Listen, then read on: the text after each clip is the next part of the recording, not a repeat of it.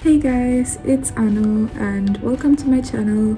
So this is the first video I'm making, which is crazy because it's been 2 months since I got to Australia and I was planning on making a video much sooner than this, but obviously there were so many things to figure out before I started this channel. So yeah, so this is finally my first video and I hope you guys like this video and subscribe for more because I'm going to be walking you guys through my journey as an international student in Melbourne, Australia. So if you're planning on coming to Australia for your higher studies, then stay tuned because I will be giving you lots of tips on what you need to do when you get here and before you get here. So today I'm going to be talking about the visa application process, which is pretty interesting. I will be walking you through the entire process and how it went for me. So yeah, like and subscribe. So before I get on with this video, I'm sorry that the lighting is so bad today because it's Melbourne and it's a very gloomy day and I chose the gloomiest day possible to film this video, so I'm sorry you guys.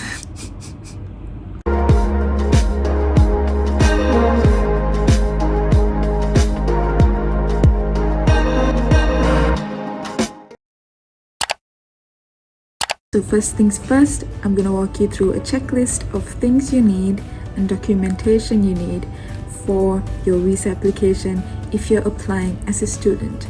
So I might add it over here as a checklist, but also add it in the description for you to go and see after you watch the video. So okay, let's get into it.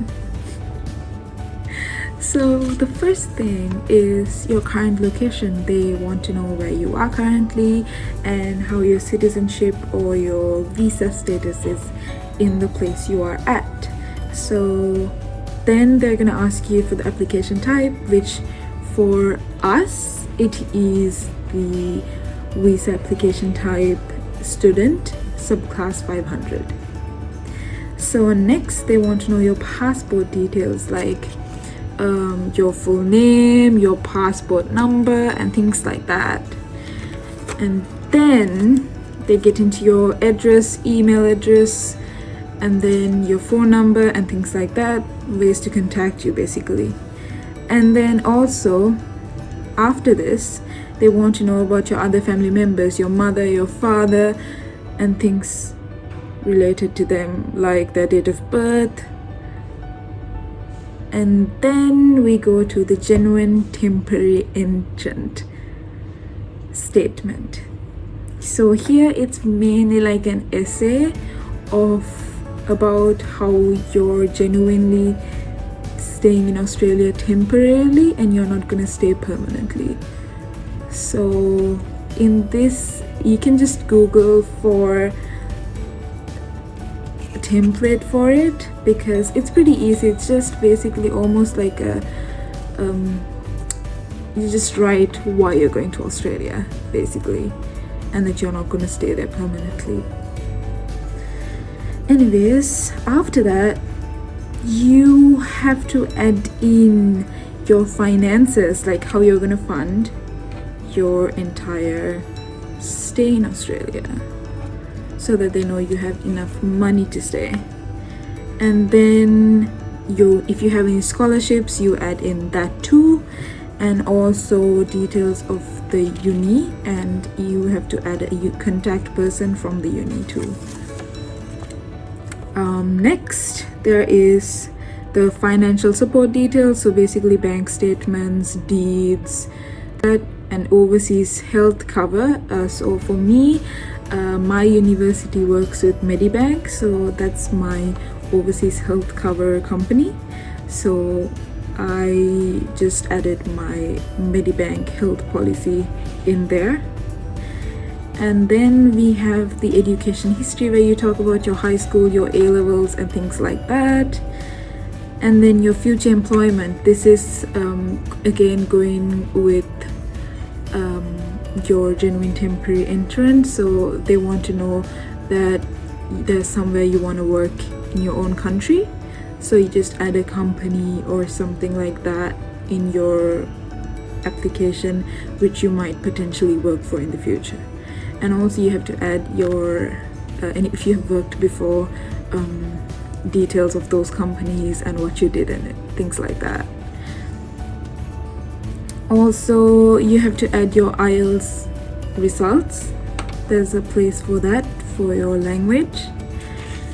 And then there's also your visa history of which countries you've been to in, I'm not sure how many months, but they give a number of months and just how many countries you've been to during that period of time. And then you have a health declaration, a character declaration, a student declaration, and you have to add supporting evidence for all the things you mentioned on your application. Like if you said that you worked in a certain company, maybe a letter from that company that you've actually worked there, and copies of your passport, and also your overseas health policy. So you add those details in the supporting documents, like financial statements, deeds, and everything goes there. So that's basically your application. Up next, I'm going to talk to you about the biometrics and the health check, and both of these I vlogged, so I'm just going to add the vlog clips next and talk about it. So I got my biometrics scheduled on the 7th of January. This was only because I forgot to check my email. Usually the email for the biometrics comes the day after or the same day as you submit your application. So I didn't see that. So since I saw it in January, I got my biometrics appointment in January.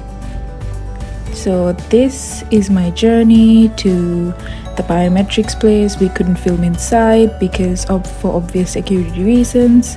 So this is my tiny vlog of going to give my biometrics.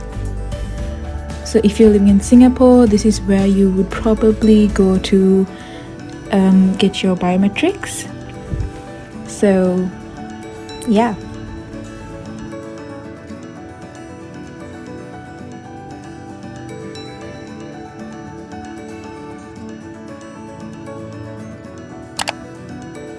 So my health check was on the 11th of January, and they just checked the normal things like my temperature, my weight, my height, if I had a history of COVID or any other diseases, and they also did a chest x-ray.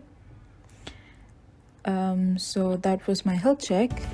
And if you're wondering how long it takes after the health check for you to get your visa, I got mine 7 days after that.